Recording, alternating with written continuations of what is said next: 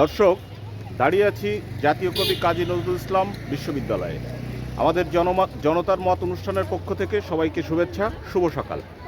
আজ আমাদের ট্রফিক জাতীয় ক্রিকেট দল ভারতে খেলতে যাওয়ার সিদ্ধান্ত এবং এ বিষয়ে সিদ্ধান্ত নেবে কি নেবে না সে বিষয়ে আমরা ছাত্রদের মতামত জানব। আমার সঙ্গে দেখতে পাচ্ছেন এখানে অনেক ছাত্র ভাইয়েরা আছেন, তো তাদের ব্যক্তিগত মতামত জানার জন্যে আজ এসেছি জনতার মত অনুষ্ঠানের পক্ষ থেকে জাতীয় কবি কাজী নজরুল ইসলাম বিশ্ববিদ্যালয়ে। আমার সঙ্গে একজন স্টুডেন্ট দেখতে পাচ্ছেন। ভাই, আপনার নামটি বলবেন এবং আপনার মতামতটি জানাবেন যে জাতীয় কবি কাজী নজরুল ইসলাম বিশ্ববিদ্যালয়ের ছাত্ররা আসলে কি চাচ্ছে। তারা কি চাচ্ছে যে বাংলাদেশ ক্রিকেট দল ভারতে মাটিতে খেলতে যাক বা যাবে না, এরকম প্রতিক্রিয়াটা জানাবেন। ধন্যবাদ। আমি রিয়াদ, বাংলা ভাষা ও সাহিত্য বিভাগ, 23-24 সেশন। তো এইখানে কথা হচ্ছে যে মুস্তাফিজুর রহমানের মানে বাংলাদেশ জাতীয় ক্রিকেট দল বিশ্বকাপ আসন্ন টি-20 বিশ্বকাপে ভারতে আসলে খেলতে যাবে কিনা সেটার বিষয়ে। তো এটার বিষয়ে যদি আমরা বলি যে এই সমস্যাটা ঠিক শুরু হলো কিভাবে, যে বাংলাদেশ জাতীয় দলের, আপনারা সকলেই জানেন, বাংলাদেশ জাতীয় দলের পেস বোলার মুস্তাফিজুর রহমানকে যখন আইপিএলে কলকাতা 9 কোটি টাকার রুপির বিনিময়ে কিনে নেয়, এরপরে মানে ভারতীয় বিভিন্ন সংগঠনের চাপে পড়ে একসময় বিসিসিআই থেকে জানায় যে মুস্তাফিজুর রহমানকে তারা খেলাতে নিতে পারছে না, যে এই ক্ষেত্রে তাদের মুস্তাফিজুর রহমানের নিরাপত্তার শঙ্কা রয়েছে। তো আমার এই ক্ষেত্রে প্রশ্ন হলো যে এক মুস্তাফিজুর রহমানকে নিরাপত্তা দিতে যদি তাদের এতটাই অসুবিধা হয়, তাহলে আমাদের পুরো ক্রিকেট দল যখন ভারতে অবস্থান করবে তখন এই ব্যাপারে মানে তারা কি আসলে ওই নিরাপত্তাটা দিতে পারবে? আর কিন্তু ব্যক্তি মুস্তাফিজুরকে ঊর্ধ্বে তো দেশের ক্রিকেট, সেই দেশের ক্রিকেট আসলে কতটা ক্ষতিগ্রস্ত হবে এবং দেশের ক্রিকেটের জন্য আসলে কতটা সুফল বয়ে নিয়ে আসবে মনে করেন?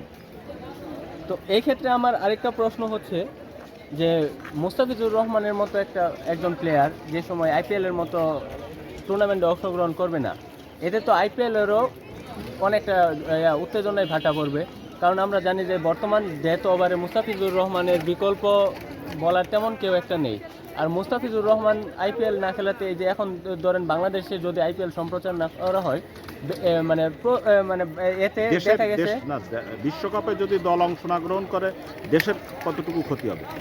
বিশ্বকাপে দল অংশগ্রহণ করবে না, এইখানে আমার আরেকটা পয়েন্ট আছে যে আইসিসি এটা তো শুধু ভারতের একার কোনো বোর্ডের সিদ্ধান্তে চলবে না।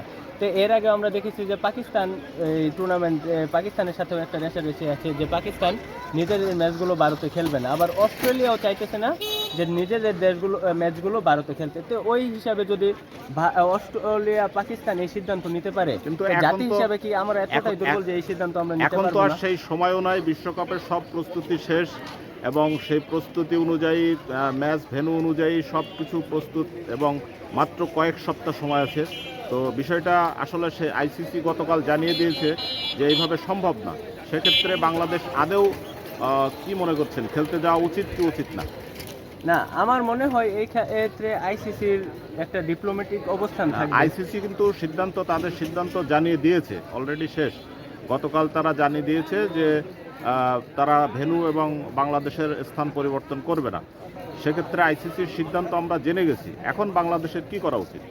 সেক্ষেত্রে আমি মনে করি আমাদের বিশ্বকাপ এবার 2026 টি-20 বিশ্বকাপ আমাদের বর্জন করা উচিত। কারণ আমরা যদি এক্ষেত্রে দৃঢ়তা না দেখাতে পারি বোর্ড হিসেবে, মানে জাতি হিসেবে নিজেদের অবস্থান বা ক্রিকেট বোর্ডের অবস্থান, তাহলে নিকট ভবিষ্যতে এই রকম ঘটনা আরও ঘটবে, যেগুলো আমাদের মেনে নিতে হবে। আচ্ছা, সুপ্রিয় দর্শক, যেমনটি বলছিলেন যে এই ভাই চাই যে আমাদের এবার আইসিসি বিশ্বকাপ টি-20 বিশ্বকাপ বর্জন করতে হবে।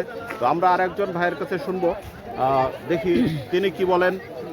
আসলে প্রস্তুতি শেষ, আর কয়েক সপ্তাহ আছে প্রস্তুতি। তো বিশ্বকাপের যে ভেন্যু পরিবর্তন হচ্ছে না, আইসিসি জানিয়ে দিয়েছে।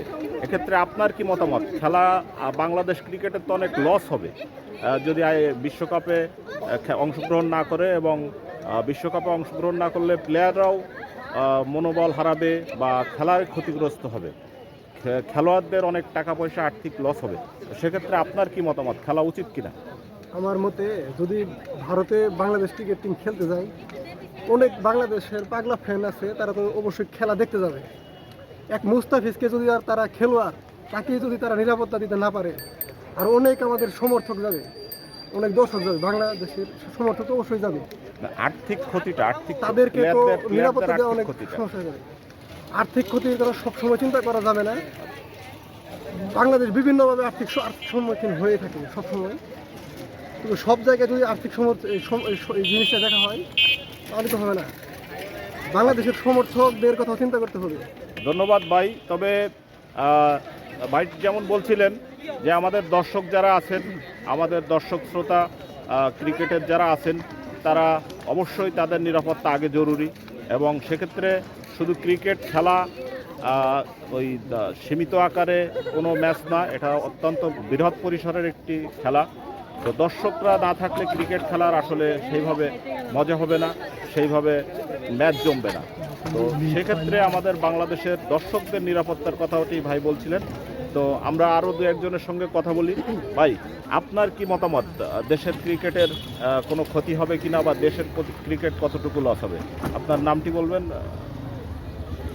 আমি মেহেদি হাসান, পড়াশোনা করছি জাতীয় কবি কাজী নজরুল ইসলাম বিশ্ববিদ্যালয়ে। ভাইটি যেমন প্রশ্ন করলেন যে ক্রিকেট বাংলাদেশ টিম যদি ভারতে যায় তাহলে দেশের ক্রিকেটের কোনো ক্ষতি হবে কিনা, এখন বিষয়টা ক্রিকেটে নাই, বিষয়টা এখন জাতীয়তার প্রশ্নে। বিষয়টা ক্রিকেটে পরে আসবে যখন, হ্যাঁ, ভারত আমাদের প্রতিবেশী, সেই হিসেবে বাংলাদেশ ক্রিকেট টিম যেতেই পারে ক্রিকেট খেলার জন্য। সবচেয়ে বড় প্রশ্নটা আমরা যেটাতে প্রশ্নবিদ্ধ, সেটা হলো জাতির প্রশ্ন। আমরা কখনো জাতির প্রশ্নে আপোষ করি না, ভারত হোক কিংবা অন্য যে কোনো হোক। আমরা বিগত যে বছর গেছি, আমরা বিগত ইতিহাস আমাদের আছে, আমরা পাকিস্তান বলেন, অন্য যে রাষ্ট্রগুলো আছে, এখানে কোনো জাতির প্রশ্নে আপোষহীন, এখনোই আপোষহীন। অর্থাৎ আমাদের এটা বয়কট করা উচিত, জাতির প্রশ্নে আপোষহীন। ক্রিকেটের ক্ষেত্রে আপোষ করা যায়, বিষয়টা ক্রিকেটে নাই, বিষয়টা অবশ্যই জাতির প্রশ্নে, বাঙালি জাতির প্রশ্নে। ধন্যবাদ। ধন্যবাদ ভাইকে। প্রিয় দর্শক, আসলে জাতিগত প্রশ্নে আমরা বাঙালিরা সবাই একমত যে আমাদেরকে ছোট করে বা আমাদেরকে অসম্মান করে কোথাও আমরা লাভবান হতে চাই না, সেই কথাটাই বলছিলেন ভাই। তো জাতীয় কবি কাজী নজরুল ইসলাম বিশ্ববিদ্যালয় থেকে আমি KM আর রহমান আপনাদেরকে এই জনতার মতামত অনুষ্ঠানের পক্ষ থেকে সবাইকে শুভেচ্ছা জানিয়ে এখানেই শেষ করছি। আমার চ্যানেলটি সাবস্ক্রাইব করবেন, এবং সাথে আমার দর্শক হিসেবে যারা আছেন, যারা আমার শুভনোধ্যায়ী আছেন, অবশ্যই লাইক কমেন্ট করবেন, আপনাদের মতামত জানাবেন। আর আমাদের ফেসবুক পেজেও দেখতে পাবেন, KM আর রহমান ফেসবুক পেজে। ধন্যবাদ সবাইকে।